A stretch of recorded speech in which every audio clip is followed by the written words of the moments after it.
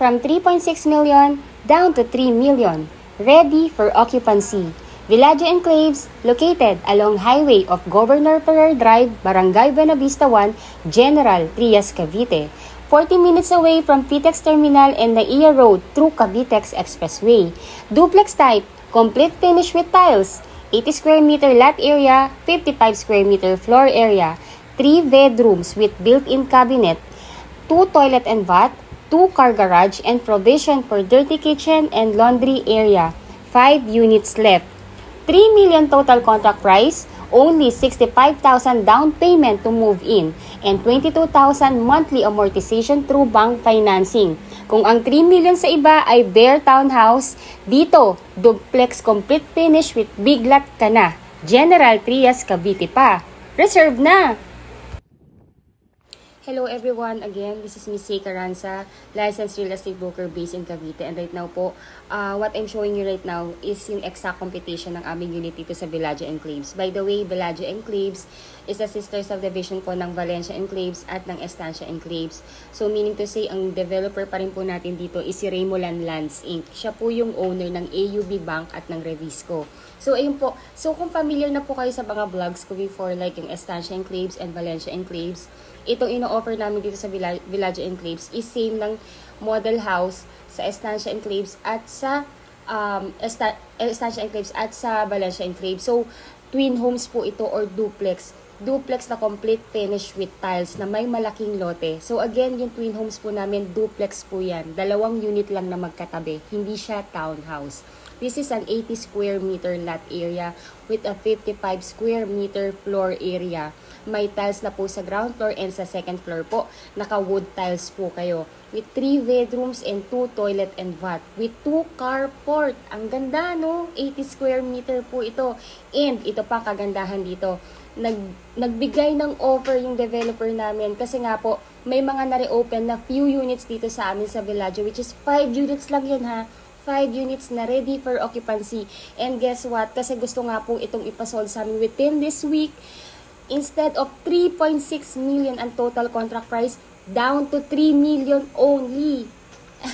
Grabe po, diba? Kasi po, number 1 po ang 3 million dito sa General Trias is a very small townhouse. 40 square meter lang po yun.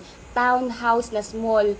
Then, bare finish pa yon. Tapos, hindi pa yun ready for occupancy. Pero, sobrang generous ng developer namin. Gusto niya talagang ipa-sold out sa amin to para mabilisan na talaga to. Gusto niya within this week. Tapos, yung lahat ng available na unit. So, ayun po. So, again, Villaggio Enclaves is located along highway ng Governor Ferrer Drive, Buenavista 1, General Trias, Cavite. Ito pa kagandahan. Alam naman natin pag General Trias, Cavite, ang laki na po ng appraisal ng mga property dyan. Kaya sobrang limited na lang. Imagine yung mga single attached dito. Kung nagre-research na rin po kayo mga property dito sa General Trias, Cavite, pinakamababa na dito is 7 million for the single attached. And yung pinakamura na naming townhouse dito is 3 million. FYI po. Ito yung offer namin sa inyo is twin homes, 3 million lang. So ayun, grab the opportunity. Open house po kami hanggang Sunday. So we believe hanggang Sunday ubos po ito. Kasi number 1 po, napakarami na po napapaschedule sa amin ngayon. Especially tomorrow. Kasi tomorrow start na ng open house. Pero if you want to reserve the unit through online, unahan nyo na sila. We can do the reservation now na pwede na po yan mag-start ngayong Friday, Saturday, and Sunday. Yung 3 araw na yan, sigurado po namin yung 5 units na yan, sold yan. Ayun po, so, ayan, i-discuss ko po sa yung computation ng ating Villaggio Enclaves. Ayun po, so ito yung actual na computation ng ating unit. So again, ang specification ng ating Villaggio Enclaves is same lang din po ng specification ng mga twin homes sa ating Valencia Enclaves at Estancia Enclaves. So again, this is complete turnover. When we say complete turnover, meron na po yung tiles sa ground floor, may wood tiles na rin sa second floor, with 3 bedrooms, with 2 toilet and bath, with 2 carport. Lot area is 80 square meter, then the floor area is 55 square meter. Etong kagandahan sa lot, even kami pong mga broker na nagulat kami. Sobrang generous ang developer sa totoo lang. Yun lang yung masasabi namin. Ang total contract price na po talaga ng unit is 3.6 million. Pero dahil nga po may na-open na 5 units, gusto na po ni Sir na ma-sold out namin yan within 3 days. So from 3.6, 3 million na lang yan.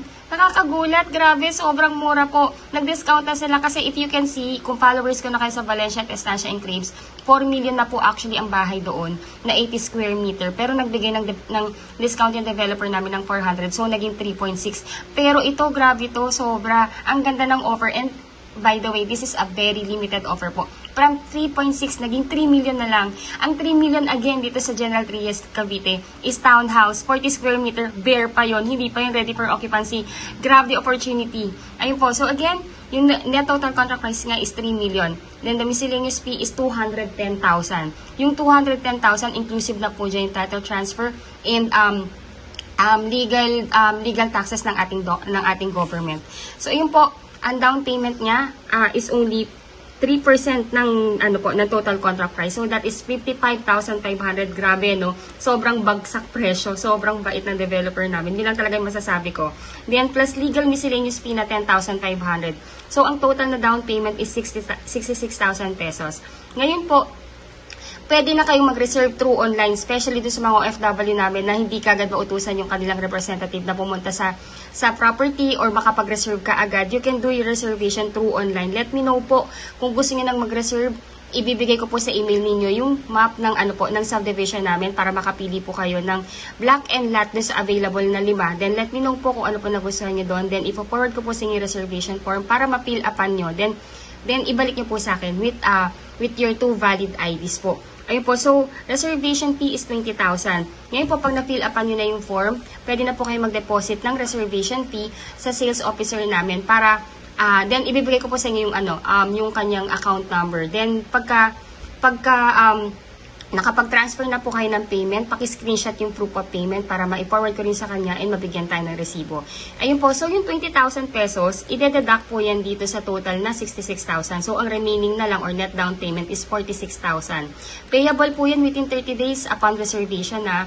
Ay po, hindi po siya installment plan since sobrang bigay na talaga yung binigay na na presyo ng property at ang down payment kasi nga po gusto nang ma-turn over talaga yung mga property sa lahat ng homeowners dito sa Bellagio. Ayun po.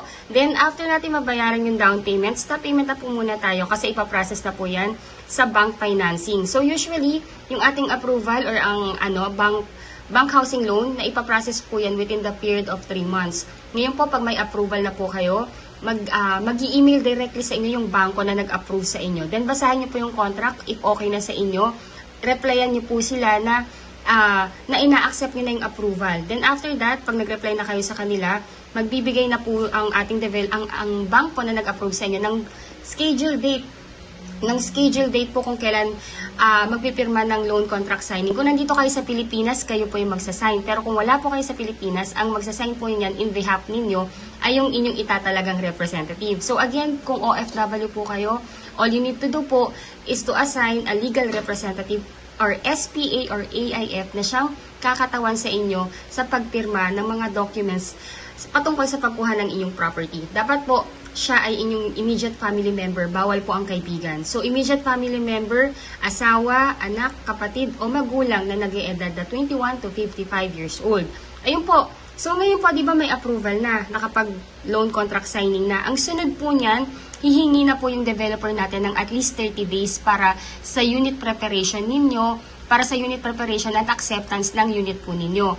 Ayun po, so of course, pag may approval na rin po kayo within the period of 30 days, dun pa lang mag-i-start yung inyong monthly amortization sa bank. So, for 30 years to pay, kung pasok pa po yung edad po ninyo dito sa age bracket ng 30 years to pay, pwede kayo mag-maximum. So, yung 30 years to pay po is 23,070 pesos 67 centavos. Ngayon po, dapat yung required income or yung salary na magre-reflect sa COE ninyo at sa payslip ay dapat 76,902.24 centavos. Ngayon po, kung ayaw nyo naman po ng matagal, kung ayaw nyo po ng 30 years kasi medyo natatagalan kayo, pwede po kayo hanggang 25 years, 20 years, 15 years, 10 years, and 5 years to pay. As long po napapasok yung inyong salary, yung ating salary declaration sa COE or sa job contract, dun sa salary requirement ng per monthly amortization. And po again, for 25 years to pay, that will be 22,210.79. Then for 20 years to pay, that will be 24,375.43. For 15 years to pay, that will be 28,258.27. Then for 10 years to pay, that will be 36,504.98. Then for 5 years to pay, that will be 62,254.30 centavos.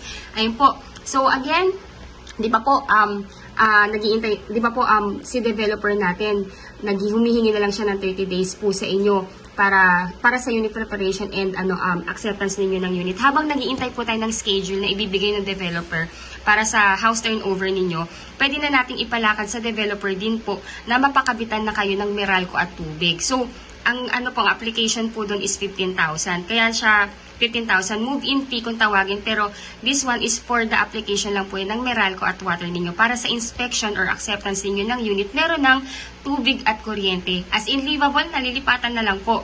Ayun po, so again, this is a very limited offer po. This is only 5 units left. Kaya po, let me know po kung gusto nyo nang i-reserve to. Please grab the chance kasi napaka-rare ng gantong offer po. Even ako ng broker nagsasabi sa inyo po.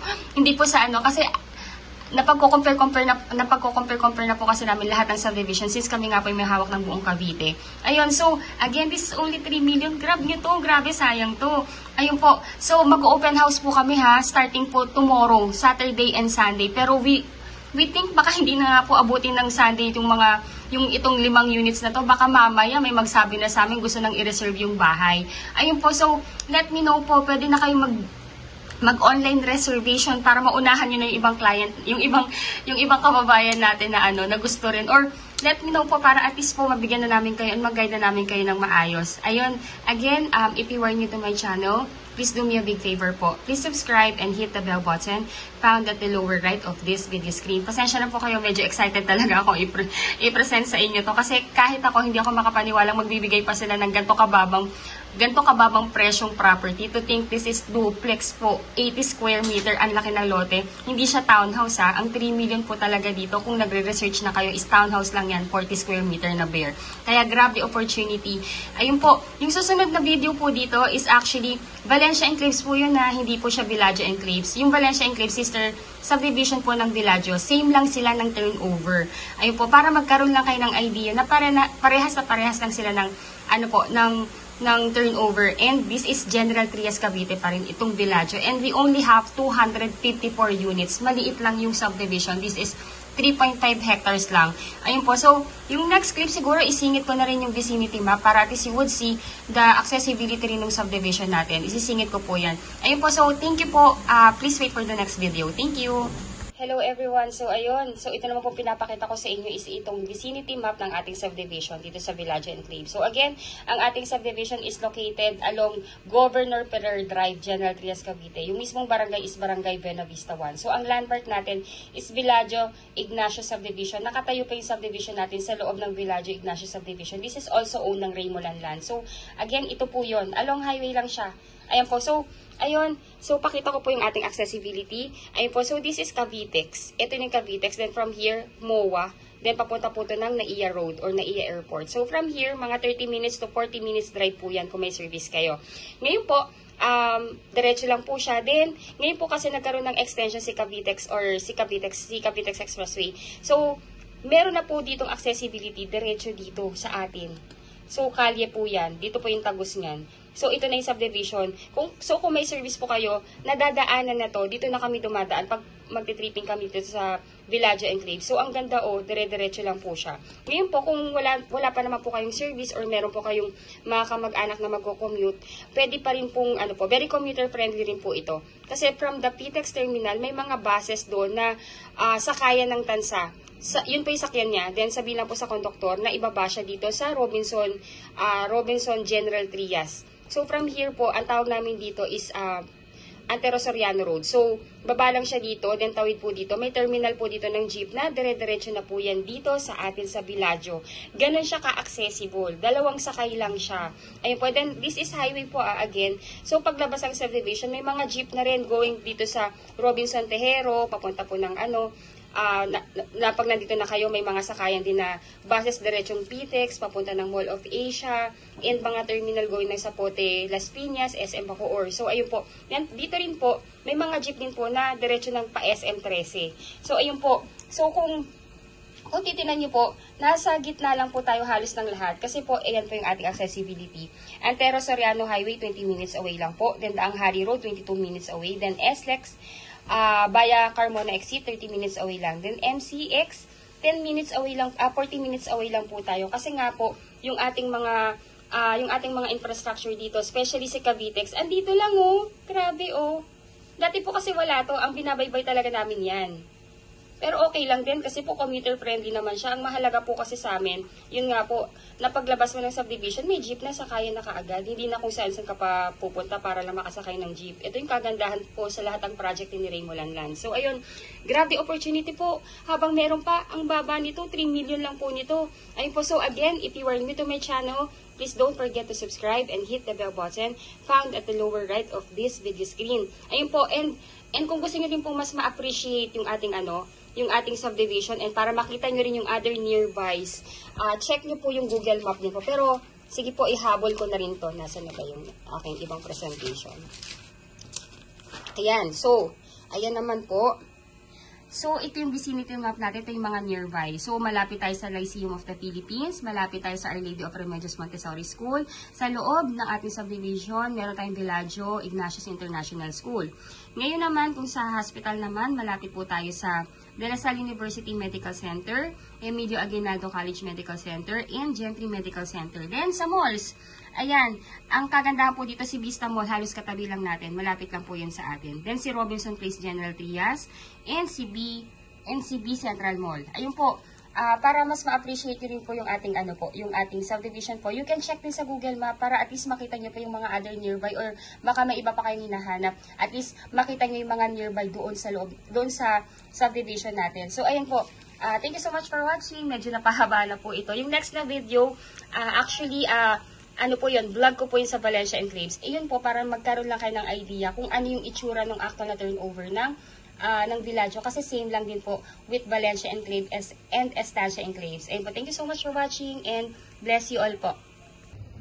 Hello everyone! So again, I'm back. This is Miss Say Carranza, your licensed broker here in Cavite. So ngayon, itong pinapakita ko sa inyo is the sample turnover lamang po ito ng twin homes natin. And this subdivision tong binablog ko ngayon is actually subdivision namin sa Valencia Enclaves na General Trias Cavite din. Ayun po, dito po sa Valencia Enclaves right now, sold out po ang aming 3.6. And kagandahan naman kasi, nag-open yung Bellagio na 3 million na lang. Grabe ang mura nun, grab the chance. 5 units lang po yun, unahan po tayo. So ito po yung itsura nung model unit din sa sa Bellagio Enclaves. So ganito rin yung kanyang lot area. May 5 meters po kayo na frontage. Then duplex type. As in kung ano yung makikita nyo dito, ganito rin yung itsura nung actual na turnover natin sa Bellagio Enclaves. So ayan po, naka-cathedral window na rin siya. Then may 5 meters frontage po kayo. So you can make pa din ng ng grotto or ng coffee table. Then dito po sa gilid, you can make a 2-car garage. Actually, nagtry na po kaming magpark dyan ng Innova tsaka ng Vios. Kasya po siya. So ayan yung mohon. In every units naman po or in every house may mohon yan. So to better guide na rin yung mga homeowners kung hanggang saan sila dapat magpapalagay ng gate or pader ng kanilang gate. So ganyan kaganda, ang ganda-ganda. Again, this is an 80 square meter lot area na duplex ha. Kung sa iba talaga yung 3 million natin, parang di ba ang laki na yun para sa atin eh. Pero yung 3 million talaga dito sa General Trias Cavite is only townhouse po yun na bare finish pa ha. Hindi pa ready for occupancy yun. So ayun, nililibot ko lamang po kayo sa loob dito sa property line ng bahay na to. So hanggang dyan, as you can see po, sementado na rin yan. So may cement na rin po yung ating garage. So kahit hindi nyo na siya ipasemento or hindi nyo pa siya ipagawa, nakasemento na yung inyong garahe. So, ganyan na po yung turnover niya. Di ba kanina sa frontage din, may mga parang bricks, kasama na rin po yun. Then, ito sa likod, you have 3 meters na provision for your dirty kitchen and laundry area. And kasama na rin po yan. Yan po yung ating provision for the dirty kitchen. Ayan. So, kung gusto niyo pang palagyan ng ng extension, you can do that kasi malaki po yung 3 meters dito sa likod. Then, meron na rin tayong provision for the electricity or saksakan. Kung gusto niyo mag-set up ng washing machine or dito niyo ililipat yung kitchen counter ninyo, you can do that kasi meron ng, kumbaga may butas na for the electric. Ayan, so, ayan, ganito na rin yung itsura ng ating turnover. As you can see, parang na kayo naka-single attach. Hindi mo na dito kailangan actually ng corner lot eh. Hindi mo na rin kailangan ng end lot kasi yung space dito sa gilid is for me ha, is super enough na. Pero yun nga, in some families kasi, because they have other plans, like ano ba, magpalaki pa ng unit, mas pinipili nila yung corner lot or end lot. Pero ngayon po ha, again sa Villaggio Enclaves, we only have 5 units and inner lot lang po yun. Kaya huwag niyo po kung hanapan ng corner lot or end lot doon, puro inner lang po yung natira and only 5 units left. Ayun po, so ito, let's go inside para you would have the idea. Ayun, kasama na yung bricks, you can see naman. Ayan po, kasama na yung bricks and makikita nyo doon, from there, 5 meters talaga siya. Ayun, so let's go inside. Ayan, so kasama na rin po yan, meron ring light dyan sa, sa pader. Then pagpasok natin, yung hamba natin is bakal, then kahoy po yung ating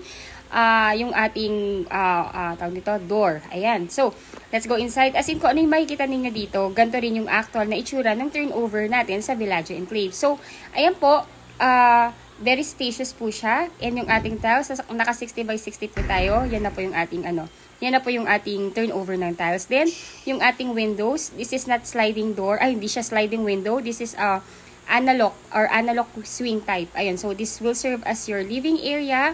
As you can see, very spacious po siya. Ayan. And ang ganda ng division niya. Kung makikita nyo po, ang dali niyang ayusan. And kagandahan, nakikita nyo po yun. Di ba yung stairs may takip? Papunta dun sa second floor. Kaya, alam nyo po yun, may partition talaga na maayos. And hindi kitang-kita yung buong bahay. Ayan. So, naka-swing type yung ating window. Then, ito naman yung ating provision for your dining area and kitchen area. Ang ganda. Sobrang liwanag ng bahay kasi number 1, ang daming bintana and naka-sliding door pa po kayo sa gilid. So, this is your dining area and your kitchen area. Sa kitchen area, as you can see, meron na po yung built-in cabinet. Bali, may base cabinet, then meron po tayong overhead cabinet. As in, kung ano nakita ninyo, ganito rin yung itsura ng turnover natin sa Villaggio Enclaves. Ayan, so, ang ganda niya. Yun lang yung masasabi ko po talaga. As in, napaka less hassle to sa mga starting family or yung mga family na si husband is OFW, nasa ibang bansa, and si wife and kids na yung natitira. As in, napaka-livable, oh. Kailangan mo na lang dalhin dito yung furniture mo o yung gamit mo, and pwede mo na siyang tirhan. Kasi, even wala pa siyang gate, very secured yung community. This is 24/7 yung sa guard house, then may roving guard pa tayo. Kaya, hindi po tayo matatakot kasi this subdivision is exclusive din and hindi po basta-basta nakakapasok dito. Actually, kami ring mga broker, hindi pa ako nakakapasok sa loob ng Villaggio Enclaves kasi sobrang higpit talaga nila. Ayun, so, let's go. Ayan, as you can see, naka-sliding door yung gilid natin para exit and entrance going sa garage. Then, dito po sa ground floor, nandito rin yung isang toilet and bath natin. Kung ano yung nakita ninyo dito, ganito rin yung exact na mata-turn over sa atin. So, meron na siyang lavatory, may toilet bowl na rin, meron na ring overhead for the shower. Ayan. So, kung gusto nyo pa, pwede nyo pa siyang lagyan ng partition kasi malaki naman yung toilet and bath natin. And yung tiles niya, white po siya, hanggang itong sa pader natin, hanggang doon sa overhead ng shower. Kaya, ang ganda nga lagyan ng partition like ng ng glass na partition. Ayun. So, itong ilalim naman ng stairs natin, pwede mo pa siyang gamitin as a storage para sa mga panlinis ng house or mga shoes or anything na magfi-fit pa doon sa natin, doon sa ilalim ng stairs. Then sa stairways natin, naka-wood planks na po yan. Then this is our electric breaker. Meron para sa second floor, meron para sa ground floor. And tigigisa po yan. Meron din para dun sa sa exhaust ng kitchen natin. So let's go upstairs para mas ma-appreciate nyo din kung gaano kaganda talaga tong bahay na to. Then yung window natin ganyan na rin kalaki. Kaya sobrang aliwalas ng bahay. Natural light talaga. And even tong second floor natin, naka wood tiles na po yan. So ganyan na po yung ating turnover. Ganyan na siya kaganda. And lahat ng bedrooms nandito sa taas. 3 bedrooms yan. Master's bedroom, second bedroom, third bedroom. And each bedroom, may kanya-kanyang cabinet po yan. Ayan. So, sobrang aliwalas ng bahay. As you can see po, ang liwanag niya. Kasi nga, number 1, ang daming bintana, ang aliwalas. Ayan. So, pati dahil nga maraming bintana, of course, well-ventilated din yung bahay. Kaya hindi siya mainit. Ayan. So, ayan po. So, ito yung hallway natin. Let's go dito sa ating hallway. Yung ating ceiling, meron na po yung heat insulator, yung parang foil, para at least hindi ganun kainit sa second floor. Then, this is the first bedroom. Ayan po. So, in the first bedroom, meron na rin po yung window, meron na rin yung provision for your aircon, and meron na rin po yung built-in cabinet. Ganun siya kaganda. For me, sobrang ano, ang ganda talaga ng offer ng developer namin. Hindi rin kami makapaniwala na ibababa pa ngayon ng 3 million kasi ang bentahan na talaga ngayon dito sa General Trias. I'm sure lalo na po sa mga client namin na General Trias ang gusto. I'm sure nag-research na po kayo at nakita nyo na talaga na ang mga townhouse dito is 3 million pataas. Pero ito 3 million duplex. Grabe. Kaya hindi na kami kaya sobrang excited din po ako na i-present sa inyo to. And gusto ko po talaga kayong makakuha dito. Kasi sayang yung offer. Ayun po, so, ayan, let's go naman sa second bedroom para makita nyo naman yung second bedroom natin. Sa second bedroom, same lang din siya with the first bedroom. Meron na rin yung built-in cabinet. May provision na rin po yan for the aircon. And may sariling window din siya. Kaya, well-lighted, natural light, and well-ventilated din. Ayun, so, single bed, double bed, kaya po sa each room. Ayun po. Then, may mga provision na rin po yan ng mga natin, for the electric natin, mga saksakan. Again, if OFW po kayo at wala dito sa Pilipinas and wanted to reserve your unit here in Bellagio Enclaves, all you need to do po is kontakin nyo po kami kaagad. Our number is already posted in this video. Again, I'm Miss Say Caranza. Ako po yung licensed broker and I have 2 best agent na humahawak din at sumasagot ng inquiry ninyo dito sa aking YouTube channel na si Miss Stephanie Francisco at si Miss Ella de la Cruz. Our number is already posted po. You can reach us in our Philippine number, Viber, or WhatsApp. And yung aming Facebook account, nakalagay na po yan sa text description ng video na to. Kindly add us para makilala nyo rin po kami and pwede po tayong mag-chat doon. Ayun, so this is the toilet and bath. As you can see po, complete na rin po yan. Meron na rin po yung shower head. Ayan. Then, ayun po, complete pictures with tiles na rin po yan. May lavatory, may toilet bowl. Ang kagandahan po dyan, ang dali niyang ayusan. Even may gumagamit or may nagsha-shower, pwede pa rin may maghilamos or may gumamit ng toilet bowl po. Then, in every ceiling po kasi nga, kaya tinuturo ko, meron po yung heat insulator, yung parang foil. Ayun po. So, dual door po to ha, itong CR natin, itong toilet and bath natin. Meron dito sa hallway, ayan po. Then, meron din po tayong entrance going dito sa ating master's bedroom, which is sliding door po siya. Ayan. So, ayun po again, if you are an OFW and wanted to reserve the unit, all you need to do po is kontakin nyo kami and assign a legal representative or SPA na siyang kakatawan sa inyo sa pagkuha ng property dito sa Pilipinas. Siya po yung pipirma in behalf ninyo sa mga kontrata na patungkol sa pagkuha ninyo ng property. Ngayon po, pag gusto nyo na po mag-reserve and nasa ibang bansa kayo ngayon, all you need to do po, kontakin nyo po ako para mabigyan ko po kayo ng reservation form sa email address po ninyo and bibigyan ko po kayo ng mapa ng available na unit para makapili po kayo doon. Then the next thing po, pag nakapili na po kayo, pakiprint po yung reservation form, pakifill up, and send back to me po. Then, please attach at least 2 valid ID po para po ma-file na po namin and ma-final po na sa inyo naka-reserve yung unit. Then, once okay na po yun, na-fill up nyo na, na-send back nyo na sa akin yung reservation form, you can deposit your reservation fee sa bank account ng aming officer in charge sa reservation. Ibibigay ko po sa inyo yung AUB bank account niya para doon po kayo maghulog ng reservation fee. Once nakapag-reserve na kayo, kindly screenshot nyo po yung reservation para ma-forward ko rin sa kanya at mabigyan po niya tayo ng resibo. After po natin makapag-settle ng reservation, 2 weeks from the date of reservation po, dapat po makomplete na po natin yung mga requirements na kailangan for housing loan application sa bank. So, yung mga requirements naman po, madali lang po siya as OFW or locally employed. And we believe on hand yun na rin yan. Ngayon po, pwede nyo pong i-email na lang sa akin yan. Ako na po yung bahala po mag-print and mag-file sa developer. As OFW client po, yung pinakamahalaga lang na dapat nating ma-accomplish actually is SPA form. Yung SPA form po, isa-send ko na rin po yan sa inyo. Maglalagay po ako ng instruction doon kung saan po kayo pipirma. Then pag napirmahan nyo na po yun, dadalhin nyo po yun sa Philippine Embassy ng bansang pinag-workan nyo po ngayon para ipakonsularize. Once napakonsularize nyo na po yun, ipapadala nyo po yun sa inyong representative dito sa Pilipinas para mapirmahan din niya. Then once na mapirmahan na po niya, pwede niya pong ipa-LBC na lang sa head office namin para hindi na po siya pupunta doon. Pero kung gusto po niya, pwede rin po siyang magpunta sa head office namin sa Ortigas para mag-send po doon ng SPA form. Ngayon po, pag-complete na natin yung requirements natin, dapat po 2 weeks time, tapos na natin requirements kasi within the period of 30 days po, di ba po, dapat mabayaran na natin yung remaining balance sa down payment para po mai-process na po talaga ito sa housing loan application natin sa bank. Ayun po. Then, Yung mga requirements natin as OFW, actually, I have a separate vlog about that, kung paano po natin siya i-complete or ano man yun. Pwede ko po yun isingit na lang dito sa video na to para mapanood nyo po yun. Ayun po, so as OFW, singit ko na rin po. Kailangan nyo lang naman ng 2 valid ID, like passport or 1 Philippine government ID. Then, yung pinakamahalaga, job contract with declared compensation or latest na certificate of employment kung hindi na po updated yung job contract. And at least 3 months payslip po. Then, kung married po kayo, kailangan natin ng marriage certificate, Xerox lang. Pero kung single kayo, kailangan natin ng original na birth certificate with Senomar po. Ayun po, pwede po namin i-request na lang yan sa PSA. Bali, 250 pesos lang po yun per form. Ayun po, tapos kailangan din natin ng TIN ID. Yung TIN ID po or yung TIN number, kailangan po yan sa pag-a-annotate ng titulo ninyo ng property. So, isa rin po yan sa mga kailangan. Ngayon po, kung wala po kayong TIN ID, pwede po natin ipalakad sa VIR. Ang single po nila dun is 450 pesos. Then the rest po, very basic na lang po.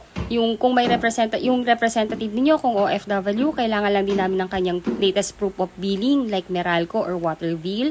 Kailangan lang din namin ng kanyang 2 valid ID. So ayun, that's it. Yun lang po yun. Yun lang yung kailangan namin sa inyo as OFW client. Then kung kayo naman po ay locally employed na dito sa Pilipinas at dito nag-work, ang kailangan lang namin sa inyo is halos same lang din po, like yung basic requirements lang na 2 valid ID, PIN ID, tapos sa job documents, kailangan lang namin ng inyong COE or Certificate of Employment with declared compensation and latest 3 months payslip. And kailangan din namin yung ITR ninyo. Lahat po yan requestable sa HRD. So, ganun lang po ka-easy mag-complete ng requirements natin. Ayun po, kung if ever man sa mga kababayan nating OFW na medyo mahihirapan sa pagpapakonsularize ng SPA form, let me know po, tingnan natin, baka kaya namin gawa ng paraan yan dito sa Pilipinas. Baka pwede nating baka pwede nating gawa ng paraan po yan. Let me know po kung ano po kung may hindrances po para makapag-consul. Sabihan nyo lang po kami. So, ayun, again, itong pinapakita ko na sa inyo is yung model house naman ng unit natin. This one is just to give you idea kung paano nyo po mas pagagandahin yung unit ninyo. And, ayun, para makita nyo rin po yung mga furniture or yung mga best na sizes ng mga gamit na pwede nating ilagay pa dun sa property natin. So, ayun po. Hindi ko na po masyadong pahabaan yung aking explanation.